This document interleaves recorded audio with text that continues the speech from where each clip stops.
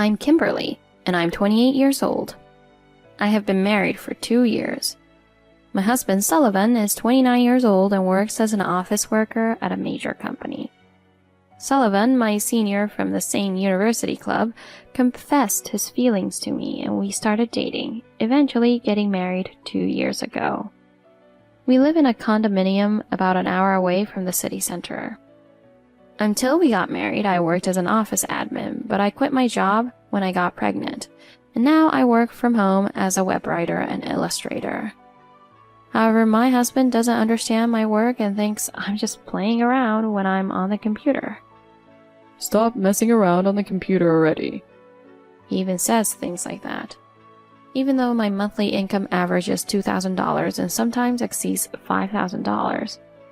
Last year, our child was born and we named her Sage. She's a cute girl.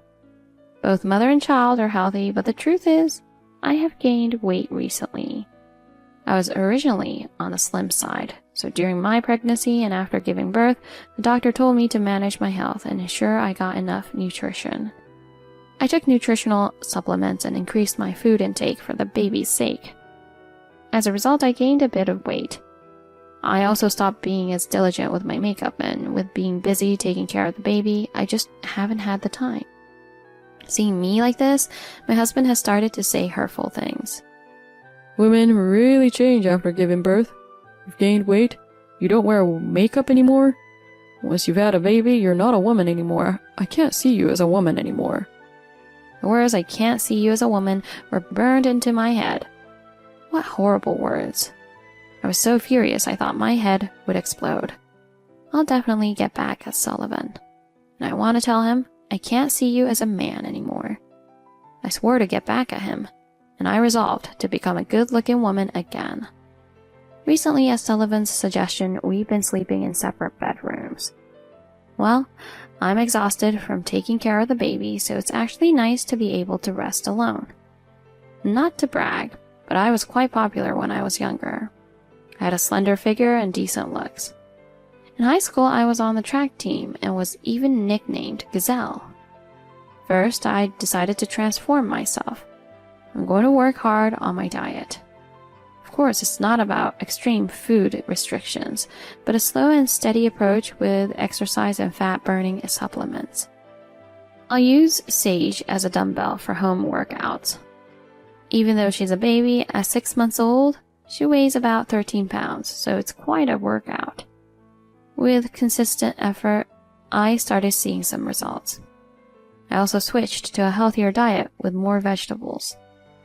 Next, I'll transform Sullivan. Currently, Sullivan is of average build. He has a well-balanced body. I planned to turn this into middle-aged Flab. I chose meals high in meat, fats, sugars, and calories. Since Sullivan loves meat, I made sure every meal was meat-centered. And for drinks, it was mainly beer with snacks like salami and cheese, whatever he wanted. Recently, my husband has been going to his parents' house for meals more often. Sullivan's mother dotes on him, and Sullivan is a bit of a mama's boy. Whenever he goes back to his parents' house, his mother undoubtedly serves him high-calorie feasts. This is perfect for me. Sullivan didn't seem to notice my efforts and continued to mock my figure. His mother, who occasionally visits, only feed him his favorite foods. Are you making sure Sullivan is eating properly, Kimberly? When he comes to our house, his appetite is enormous. He even eats 3 bowls of rice. My foolish husband went along with it. Yeah, there's nothing like Mom's cooking. Kimberly's is okay, but the only one who really knows what I like is Mom. He's always bringing us food and acting like a doting parent who can't let go of his child. My mother-in-law is on my side. My diet was going well, but Sullivan didn't show any interest at all. My mother-in-law still comes over and belittles my work. Kimberly, are you still playing around on the computer? No, I'm not playing. I'm working. That can't be true. Sullivan says all you do is write things or send emails. It doesn't look like work at all. But I get paid for it. Really? But doesn't Sullivan earn enough money? Shouldn't you be doing more housework instead of playing around? I do enough housework. Besides, Sullivan doesn't help out at all. Can't you do something about that? Sullivan works hard at his job, so as his wife, you should do everything at home, right? That's enough. The conversation is going in circles and there's no way to resolve it. It's frustrating, but I have no choice but to stay quiet for now. One day, I'll make sure they see how capable I am. I decided to pretend to go along with this foolish mother and son, using the thought of proving them wrong someday as motivation. One day on a weekend, Sullivan said he was going to visit his parents and left the house. As usual, I just said okay and sent him off. Sage was having milk and taking a nap. I started working on the tasks that had piled up. It was nice to have some quiet time for a change. I wished it could always be like this, but before long, Sullivan came back. To my surprise, he was with his mother. Welcome back. Oh, did your mother come with you? Yeah, I was talking with her at her place. She's in the living room, so bring some coffee and join us, Kimberly. Hello, Kimberly. Is Sage sleeping? It's so quiet. As I was told, I made some coffee and brought it to the living room. As a matter of fact, I've decided to have my mom stay here for a while starting today. I almost spit out my coffee. Starting today? Your mom is staying over? Yes, I'm here to help you take care of Sage. And also... Oh my, this is so sudden. I'm a bit confused. There are many things I want to teach you, Kimberly, so I'll be staying for a while. Later, get out the guest airbed and air it out. I'm going shopping with Mom. With that, Sullivan and his mother went out. I sighed and started cleaning up. In the late afternoon, just as I was thinking about starting to prepare dinner, Sullivan and his mother returned. Welcome back. We're back. I think we bought too much. There was hardly anything here. We're back. Mom's making dinner tonight, so she'll be teaching you a few things. Okay, thank you, Mother. Leave it to me. We're having Sullivan's favorite special curry tonight. Curry seems simple enough, so maybe she won't be too critical. Or so I thought, but I was wrong. My mother-in-law insisted on making the roux from scratch. I made the roux by browning flour and adding curry powder. It's impossible to do something this time-consuming during a busy dinner time. My mother-in-law is a full-time housewife, so she probably doesn't worry about time. But I'm a working mom, juggling a job, housework, and childcare. Store-bought roux exists to save time for people like me. Even though my mother-in-law said she'd make dinner, I was the one doing everything. Peeling hot potatoes, browning the meat as she instructed, and so on. The different atmosphere woke up Sage, who started crying. Hey, Sage is crying. Take care of it. Sullivan, fiddling with his phone, ordered me around. He never helps with the housework or childcare. You married into this family, so you should obey your parents and husband. Just do as you're told.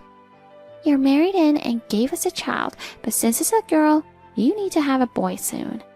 Otherwise, there was no point in us accepting you as a daughter-in-law. I think the same. But since Sage was born, you've let yourself go, and I can't see you as a woman anymore. Having another child might be impossible. Sullivan said this rudely while still playing with his phone. Also, I'll be sleeping with Sullivan, so you can sleep on the sofa or lay an airbed on the floor. Oh, your work? There's a playroom, so you can sleep there. Got it. I'll sleep in the study with Sage.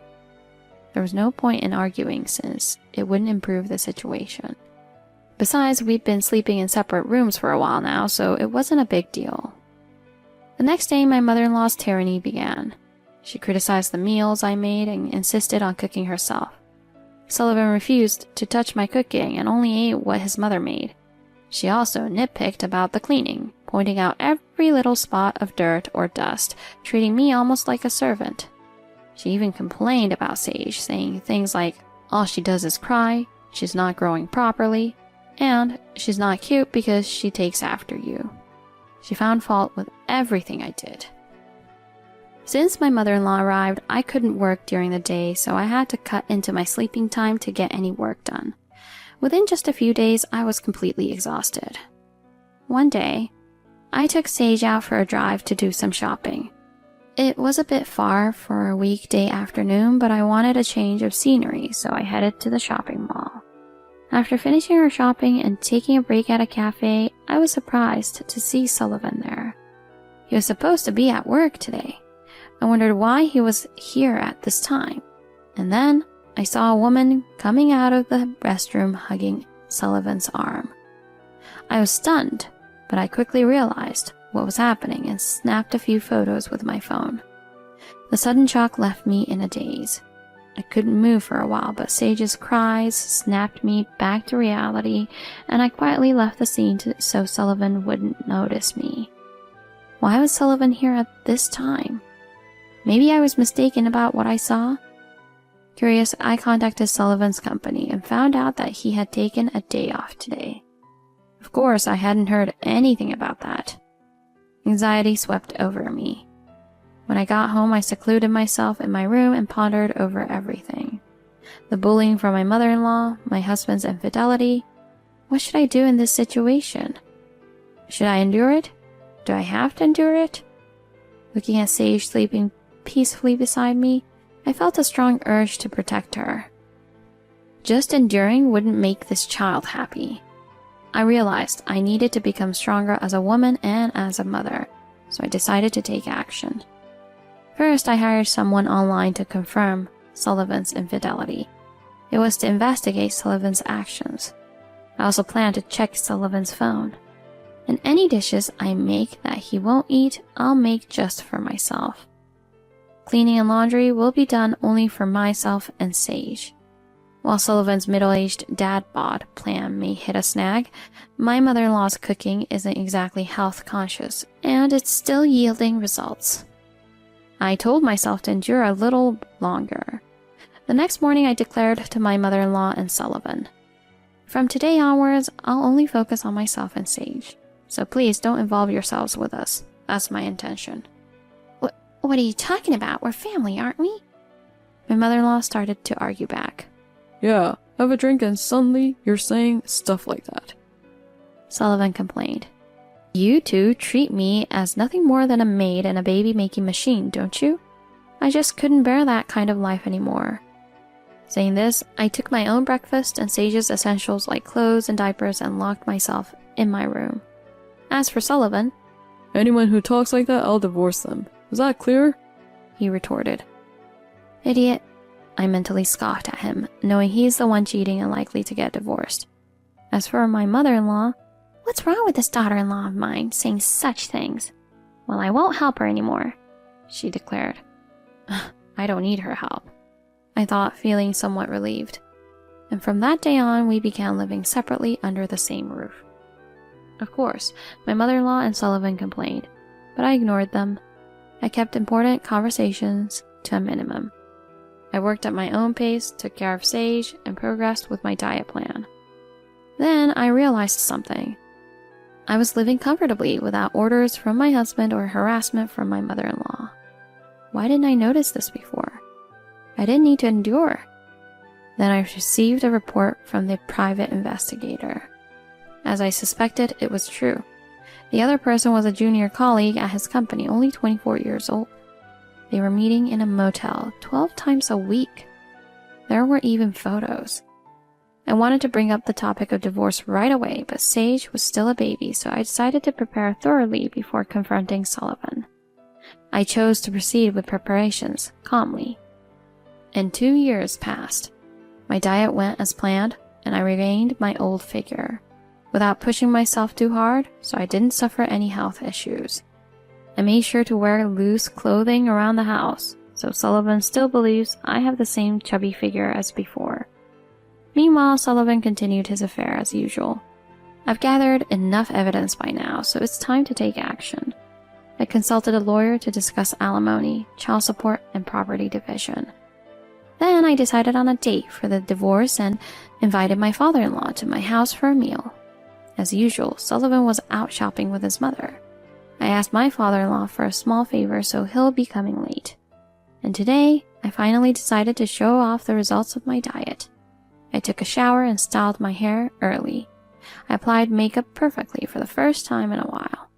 Though no one would see it, I even put on some determined underwear.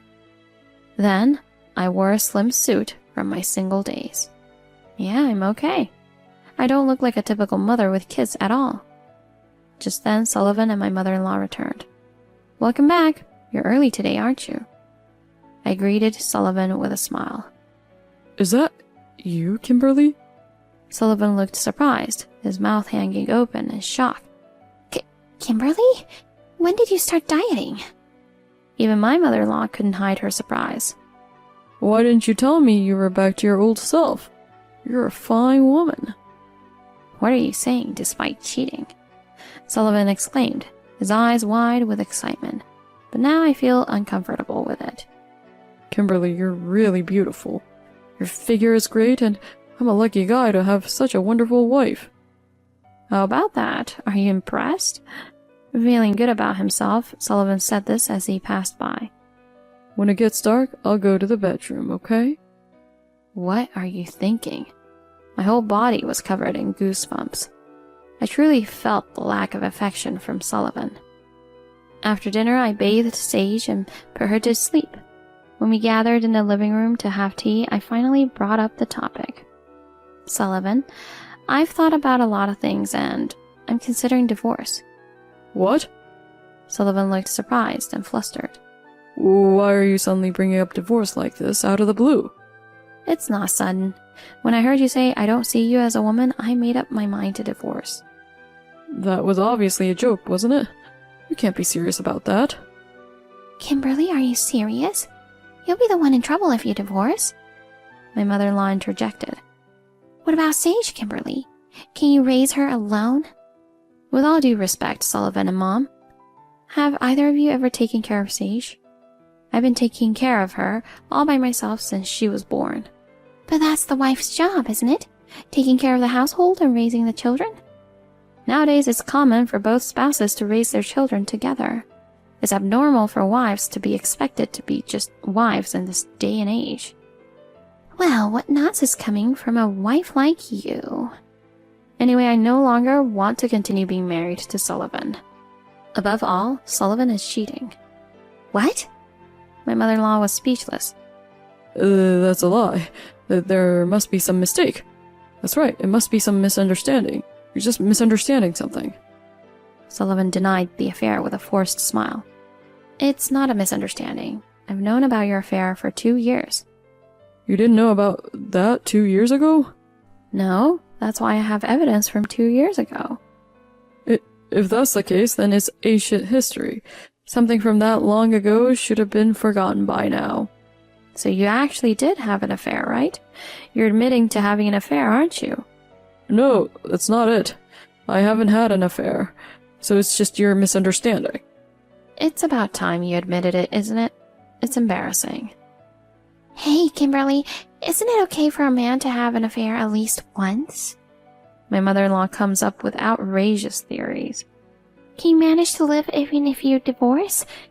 You wouldn't be able to survive without Sullivan's salary, would you? Don't worry, I have a job and Sage and I can live just fine together. Kimberly, are you being realistic? You know if you divorce, you'll have to leave here, right? Do you understand? Yes, I understand everything. In fact, it's because I understand that I've decided to divorce. Since you're the one bringing up divorce, I'll demand compensation. Can you afford that? Let's discuss those matters with lawyers involved at a later date. What are you being so cheeky for? Anyway, have you ever taken a good look at yourself in the mirror? What's with a sudden question? You're already over 30, right? In my opinion, you're just a middle-aged, chubby, balding old man. What did you say? And I can't see you as a man anymore.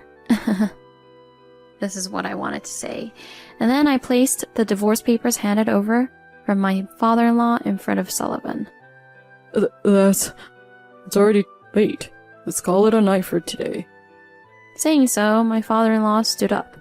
My mother-in-law seemed to be staying overnight. I saw my father-in-law off to the door. Sullivan silently went into the bedroom, and then we held a discussion at the lawyer's office. I wore the suit I used to wear when I worked at the company. The way Sullivan looked at me as if he were licking his lips was unpleasant. The lawyer started the conversation first. When I first hired the private investigator, I received advice to carry around an IC recorder and record Sullivan's and my mother-in-law's abusive remarks. The reality of domestic violence and numerous derogatory remarks towards women from Sullivan became apparent from the recording. Then I presented evidence of infidelity, including photos and activity records from the private investigator. I also printed out the chat history from the phone I investigated. Sullivan seemed to resign himself. With such clear evidence, there was no way for him to escape. In the end, most of our demands were met, and I received compensation from Sullivan as well as from the other woman. Sullivan signed the divorce papers. As he was leaving, Sullivan had a pleading look in his eyes.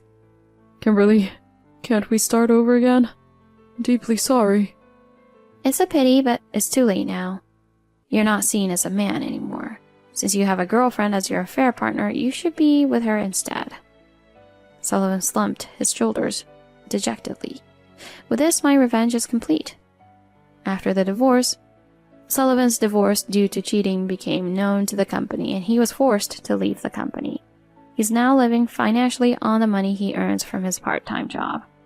He apparently proposed to his affair partner to be together, but she, following my plan, told him that he's no longer seen as a man due to his middle-aged, balding, and slightly chubby appearance, and ran away. Maybe she never really loved Sullivan from the start, but was just caught up in the affair. I moved to a rental apartment with Sage to get a work-friendly environment. Sage will start kindergarten next year. I wanted to enjoy this life for a while longer while looking forward to Sage's growth.